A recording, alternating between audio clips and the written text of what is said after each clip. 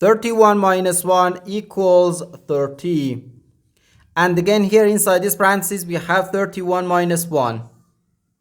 So 30 times 30 gives us 900. But this answer is not correct, because according to the order of operations, first we have to do parentheses, then exponents, then multiplication or division, and finally addition or subtraction. Remember that multiplication and division have equal priority and we have to work from left to right. And the same applies to addition and subtraction. In this expression, we have one subtraction, one multiplication, and the one parenthesis. Inside this parenthesis, we have one subtraction. Here we have a multiplication, because in mathematics, when a number is placed next to parentheses, it means multiplication. And we usually don't write the multiplication sign for brevity.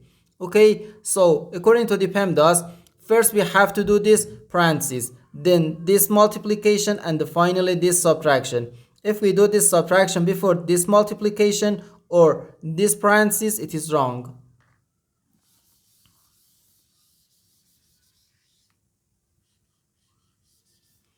So first we have to do this parenthesis. Inside this parenthesis we have 31 minus 1, which equals 30.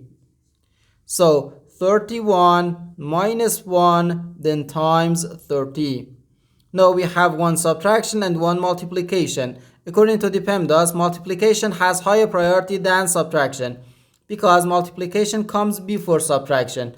So here first we have to do this multiplication, then this subtraction. So first 1 times 30, which equals 30. So 31 minus 30, which gives us just 1. And this is our final answer to this problem.